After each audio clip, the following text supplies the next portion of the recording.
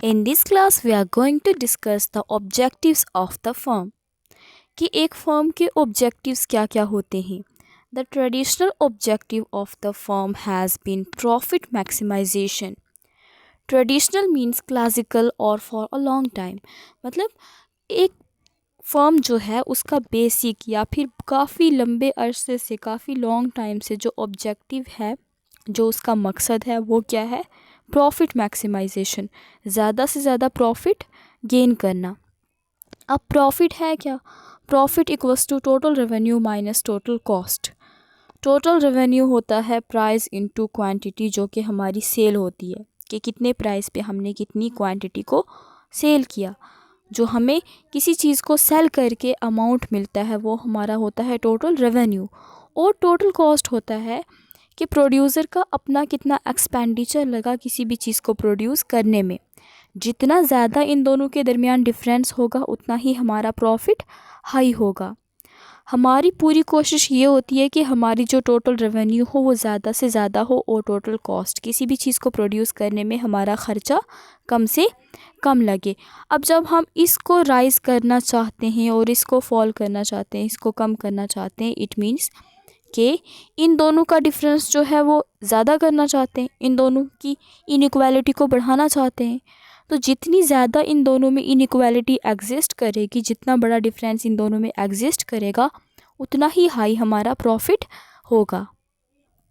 The concept of cost is different for the economist and accountant. कि जो cost है वो एक इकोनॉमिस्ट के पॉइंट ऑफ व्यू से डिफरेंट है और अकाउंटेंट के पॉइंट ऑफ व्यू से डिफरेंट है. As per an accountant, cost equals to only the explicit cost that is actually money spent. मतलब अगर हम अकाउंटेंट की बात करें, अकाउंटेंट के पॉइंट ऑफ व्यू से बात करें, तो कॉस्ट खाली एक्सप्लिसिट कॉस्ट होती है उसके अकॉर्डिंग, जितना कि हमने मनी स्पेंड किया है किसी भी चीज़ के प्रोडक्शन में, रॉ मटेरियल्स पे, लेबर्स पे, लैंड पे, जितना मनी हमारा लगा है वो किस में आता है? एक्सप्लिसिट कॉस्ट में आता है. While economists consist both explicit cost, that is actual expenses, as well as implicit cost, that is opportunity cost of own resource. मतलब इकोनॉमिस्ट में अगर हम इकोनॉमिस्ट की सेंस से बात करें तो वो एक्सप्लिसिट कॉस्ट को तो कंसिडर करता ही है, साथ में इम्प्लिसिट कॉस्ट को भी कंसिडर करता है. इम्प्लिसिट कॉस्ट होती है जो कि हमारी कॉस्ट होती है रिसोर्स, उस रिसोर्स की जो कि हम खुद से ऑन करते हैं. फॉर एग्ज़ाम्पल एक लैंड ऑनर है, वो अपनी लैंड लगा के क्या कर रहा है? प्रोडक्शन कर रहा है. अब ये लैंड वो किसी और चीज़ में भी यूज़ कर सकता था, एग्रीकल्चर की प्रोडक्शन में यूज़ कर सकता था, या फिर उसको लैंड को सेल कर सकता था. तो लैंड के और भी उसके पास यूजेस थे, लेकिन वो क्या कर रहा है? प्रोडक्शन में यूज़ कर रहा है लैंड को. वहाँ पे उसने फैक्ट्री इस्टेब्लिश की, वहाँ पे उसको प्रोडक्शन के अंडर लाया. अब ये जो लैंड है, ज़ाहिर में तो उसके ऊपर कोई भी ख़र्चा नहीं लगा क्योंकि वो उसका अपना एक एसेट है, लेकिन उसकी भी एक कॉस्ट है जो कि उसको मिलनी चाहिए थी अगर वो किसी और यूज़ में उसको इस्तेमाल करता.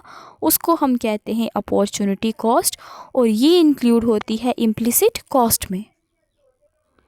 फॉर एग्ज़ाम्पल अगर हमारी सेल क्या है? 90,000 है, मतलब हमारी टोटल रेवेन्यू क्या है?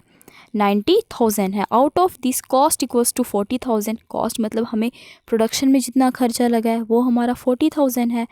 अब हमारा ग्रॉस प्रॉफिट कितना होगा? 90,000 माइनस 40,000, तो 50,000 क्या होगा? हमारा प्रॉफिट होगा जब जो हमें ऑब्टेन हुआ.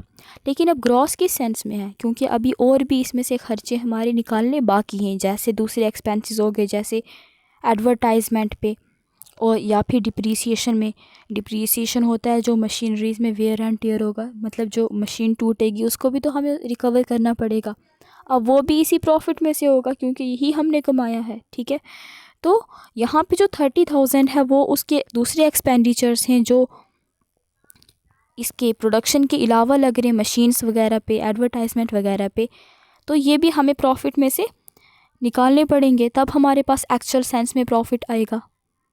तो हमारे पास जो प्रॉफिट आया था, ग्रॉस प्रॉफिट आया था 50,000, उसमें हमने 30,000 और सब्ट्रैक्ट कर दिया जो कि हमारे अदर एक्सपेंसेस थे. अब जो हमारे पास 20,000 है ये हमारे पास अवेलेबल है यूज़ करने के लिए, मतलब हमारा खुद का प्रॉफिट है, ये हमारी कमाई है. तो profit as per economist view it include implicit cost too, ये हमने अकाउंटेंट की बात की थी, यहाँ पे हाल ही एक्सप्लिसिट कॉस्ट को इंक्लूड किया था, मतलब जो खर्चा हमारा एक्चुअल में हुआ है, जैसे हमने डिप्रिसिएशन में मतलब मशीनरीज़ को और उसके वेयर एंड टेयर को रिकवर करने के लिए कितना खर्चा किया है, एडवर्टाइजमेंट पे हमारा कितना एक्सपेंडिचर हुआ है, उसके बाद प्रोडक्शन पे, उसके रॉ मटेरियल्स पे, उसके लेबर्स पे हमारा कितना खर्चा हुआ है, तो ये सब किस में आया था, अकाउंटिंग में आ गया था। अब हम बात करेंगे इकोनॉमिस्ट्स के पॉइंट ऑफ व्यू से। Profit as per economist view it include implicit cost too. अगर हम अपनी प्रीवियस एग्जांपल को कंसिडर करें जहाँ पे हमारी सेल 90,000 थी, मतलब हमारी टोटल रेवेन्यू जो थी वो 90,000 थी, जिसमें से हमारी एक्सप्लिसिट कॉस्ट जो थी 40,000 थी, और उसको सब्ट्रैक्ट करने के बाद हमारा ग्रॉस प्रॉफिट 50,000 हमारे पास आ गया था। उसमें से भी जब हमने दूसरे एक्सपेंसेस को निकाल लिया जो हमारे एडवर्टाइजमेंट पे हुए थे, डिप्रिसिएशन रेट पे हुए थे, उसको भी जब हमने एक्सट्रैक्ट कर दिया तो हमारे पास कितना आ गया, 20,000 आ गया। इसको हम कह सकते हैं नेट अकाउंटिंग प्रॉफिट। लेकिन इस टाइम पे हम इकोनॉमिस्ट के पॉइंट ऑफ व्यू से देखना है, इसलिए हमें इम्प्लिसिट कॉस्ट भी इंक्लूड करनी है।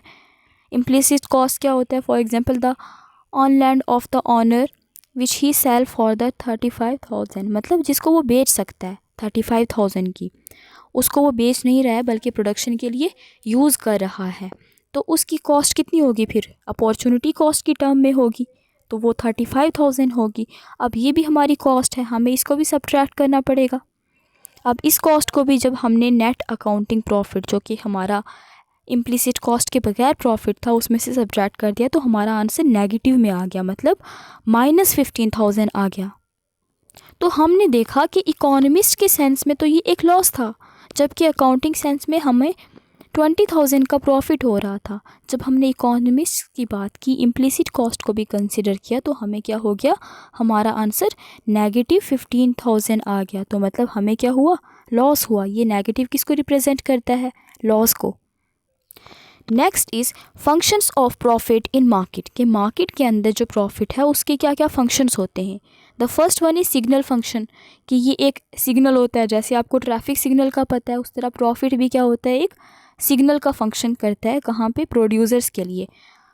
Profit signal producers to increase और रिड्यूस आउटपुट और टू इंटर और एग्जिट इन द इंडस्ट्री, मतलब प्रॉफिट ही ये चीज़ बताता है कि हमें उस चीज़ की प्रोडक्शन करनी चाहिए ज़्यादा से ज़्यादा या फिर उसको कम करना चाहिए, क्योंकि अगर प्रॉफिट हाई हो रहा है मतलब हमें अपनी प्रोडक्शन राइज करनी चाहिए।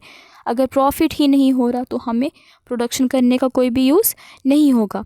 उसके बाद प्रॉफिट ही डिसाइड करता है कि किसी फर्म को मार्केट में इंटर होना चाहिए या फिर नहीं होना चाहिए। अब जिस चीज़ में कोई प्रॉफिट नहीं होगा, ऑब्वियस सी बात है कि हम उसकी फर्म सेटअप नहीं करेंगे। Next is reward function. Reward function क्या होता है, profit rewards entrepreneurs for the risk taking, innovation and efficiency. हमें पता है कि लैंड के लिए क्या होता है, रेंट होता है, उसी तरह लेबर के लिए वेजेस होता है, कैपिटल के लिए इंटरेस्ट होता है। उसी तरह जो एंटरप्रेन्योर्स हैं उनको किससे रिवार्ड किया जाता है, उनको प्रॉफिट दिया जाता है, प्रॉफिट में से उनको शेयर दिया जाता है। अब ये किसके लिए होता है, जो वो रिस्क लेते हैं, जो वो इनोवेशंस करते हैं और जो वो टास्क परफॉर्म करते हैं एफिशिएंटली, उनके लिए उनको क्या मिलता है, प्रॉफिट मिलता है। नेक्स्ट इज़ मार्केट एडजस्टमेंट, कि मार्केट को भी ये क्या करता है, एडजस्ट करता है।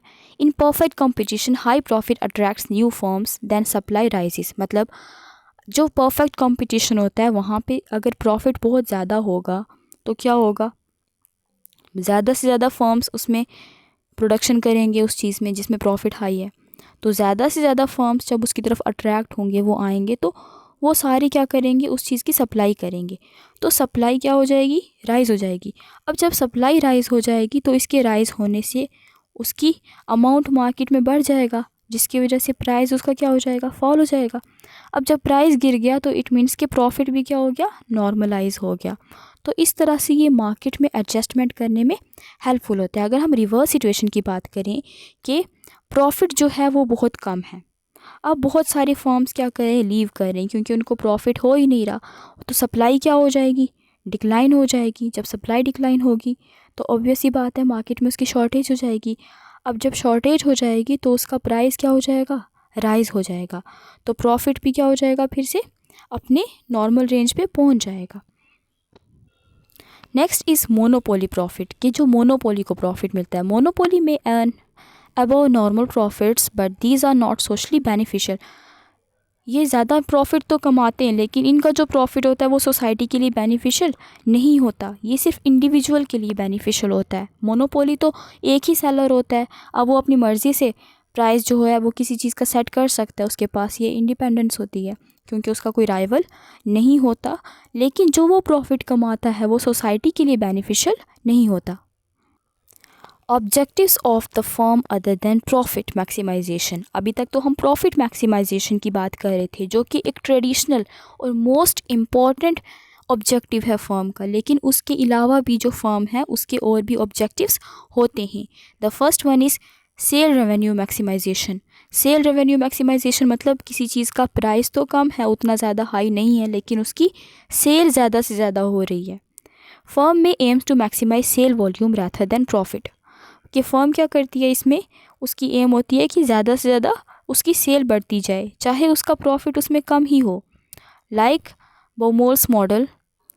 बॉमोल्स के अकॉर्डिंग, जो बॉमोल है उसने 1959 में एक थ्योरी दी थी। उसने क्या कहा था कि a firm's objective is to maximise its sale revenue subject to constraint of a minimum profit requirement. मतलब एक जो फर्म है वो क्या कोशिश करता है ताकि वो ज़्यादा से ज़्यादा अपनी सेल रेवेन्यू को बढ़ाए और एक नॉर्मल प्रॉफिट की रिक्वायरमेंट पे, मतलब ऐसा ना हो कि उसको बिल्कुल फ़ायदा ना हो तो वो अपनी सेल बढ़ाता जाए, बल्कि उसको एक मिनिमम अमाउंट ऑफ प्रॉफिट भी होना चाहिए, लेकिन उसकी पूरी कोशिश क्या होती है कि वो अपनी सेल्स को बढ़ाता जाए।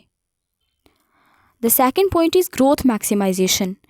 Focus on expanding firm size, market share और एसेट्स। मतलब इसमें हम किस पे फोकस करते हैं, फर्म्स के साइज़ पे, कि फर्म का साइज़ कितना बड़ा है, उसके बाद मार्केट में उसका शेयर कितना है, मतलब कितना जो मार्केट शेयर है वो फर्म ऑन कर रही है, कितने उसके प्रोडक्ट जो हैं वो सेल हो रहे हैं, और कितने एसेट्स फर्म के पास हैं। जैसे कि मॉरिस ने बताया है, ये Morris model was developed by Robin Morris in 1964. It is another managerial theory of the firm like Baumol's model.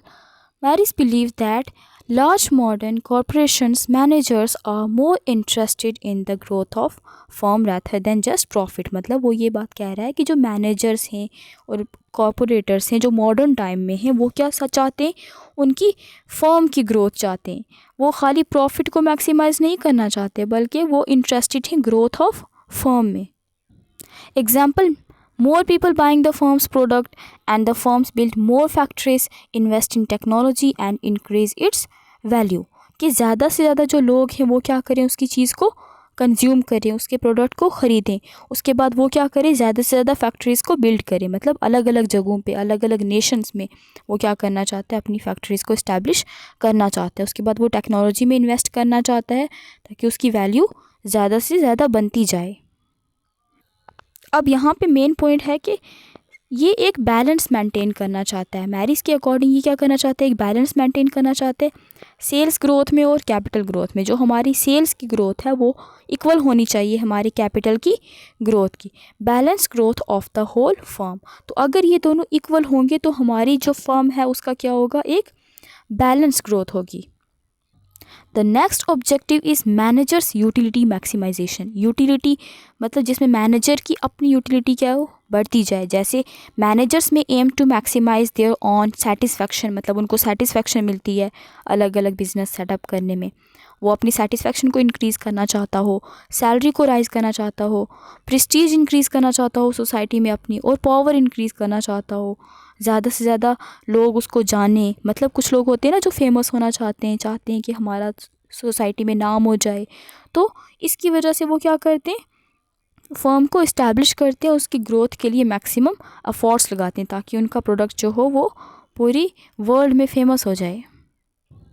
Next is satisfying objectives. Firms aim for the satisfactory profit level rather than maximum profit। मतलब firm क्या चाहती है, उसको एक satisfactory profit level तक, मतलब उसको फ़ायदा हो जाए।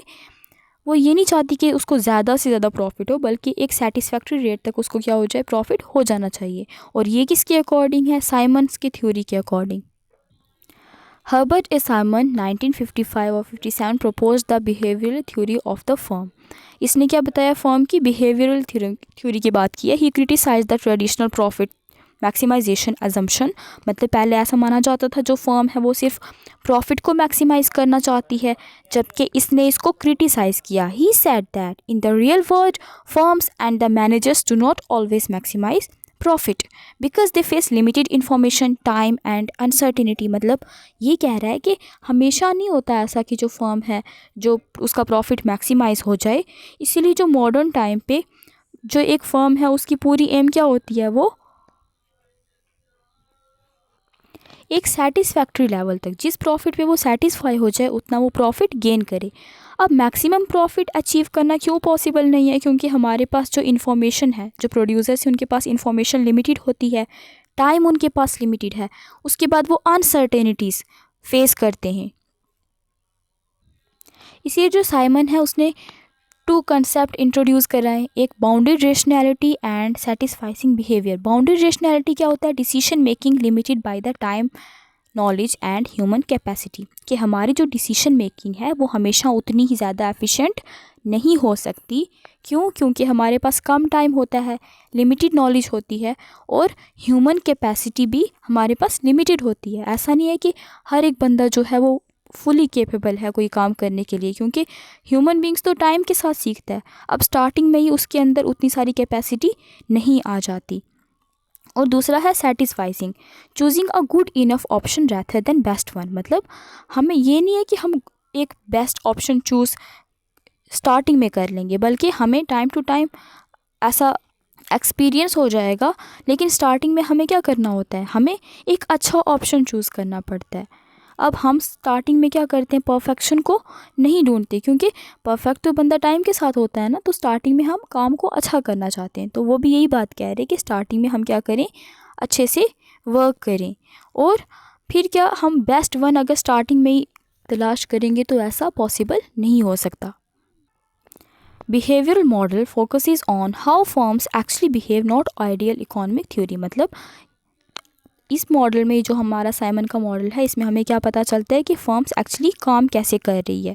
ये नहीं बताता हमें कि वो आइडियली, मतलब बहुत ज़्यादा अच्छे से कैसे काम कर रही है, बल्कि वो हमें ये बताता है कि कैसे फर्म्स एक्चुअली में काम कर रही है।